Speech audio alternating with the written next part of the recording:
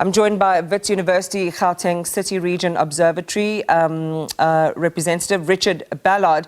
And the Observatory actually is a partnership between the Gauteng provincial government, the universities of Wits and UJ, and the South African Local Government Association. So they do a lot of research and pull together a lot of data in the space. Good evening to you, Richard.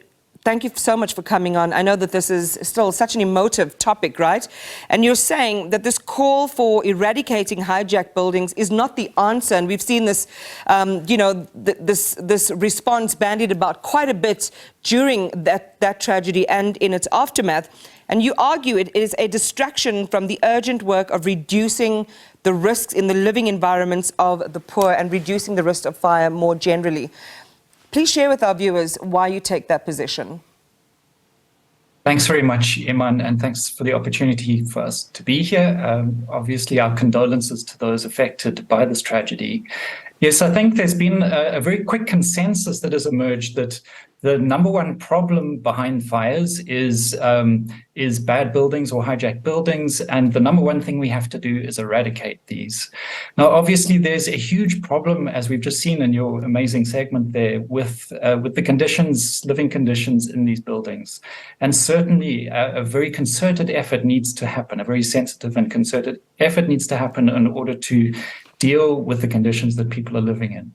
But there are many things that we can do that would help reduce the risk of fire in such places before we're able to change where people are living and change and relocate them. So from the sounds of things, on the way things were happening last Thursday morning, the number one thing we have to look at is functioning fire exits. So very few people seem to be talking about that. Why are we not running a campaign to engage people living in these buildings to ensure that fire exits are accessible? I think as I'm listening to you and just, juxtaposing that with what a lot of our viewers were saying, and in fact, a lot of what the sentiments that were expressed last week, is that these buildings should not be occupied at all. So the concept of making sure that buildings that are vulnerable have the kind of provision that you say should exist to, to really minimize the loss of life or reduce the loss of life entirely seems to be, secondary. So, how do you respond to that? Certainly, I think the medium to long-term program should be that we should aim to live in a city that doesn't have people living in such buildings. I have no sort of problem with that idea. But I think we need to recognize that things like the informal occupation of space, whether it's informal settlements or whether it's in buildings like these, is really something that is not going to be possible to resolve in our society until we resolve the big problem of poverty itself.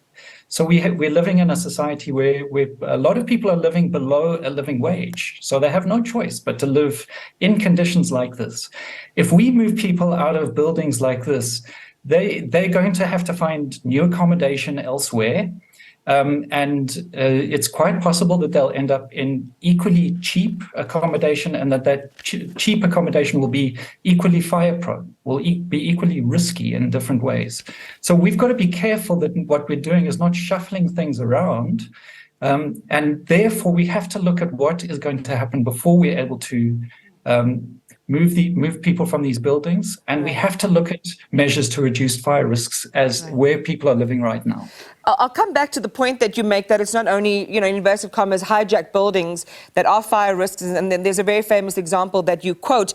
But coming back to the point of this bigger problem of human settlements, and especially communities that are on the move constantly, who might be extraordinarily exposed to poverty, just trying to find a place for them and their families to exist, that there is an opportunity, even in that paradigm, to make things a little safer for them.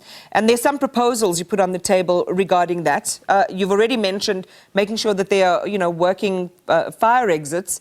But what are some of the other ways? And actually, Richard, just talking to you, I'm thinking then who curates that? Because the city doesn't want these types of buildings to be there. They should be, regulated. They should be formalized. Somebody should take responsibility for them. Certainly. So, I mean, there's some amazing stories coming out of informal settlements, of community organizations or NGOs or the state itself working with informal settlements to make sure that there are buckets of sand on the corners. There's also a more complicated process to ensure that there are fire breaks between shacks, so making space so that the fire doesn't spread too quickly. So this is a sort of very pragmatic and sensible response to the fact that people are living in informal settlements, as undesirable an outcome as that is. And I think we need a similar kind of response in these buildings. So I'm not a fire expert, but all of the regulations are there. All of the guidelines are there about how buildings like these should function. People should be trained. They should know what to do in the event of a fire. There should be functioning fire exits, and there should be some fire fighting equipment. These things we can start with tomorrow. We can't get everyone out of bad buildings by tomorrow. But who's going to? So who should take charge of it then? And who provides the training? Again, you're talking about people who potentially are on the move. Yes, of course, as we heard with the particular building that burnt down tragically last week, some people had been living there for an extended period of time. So there are situations where people do stay longer. But whose responsibility does it then become, Richard? This is something government, doesn't want to necessarily acknowledge and then take on.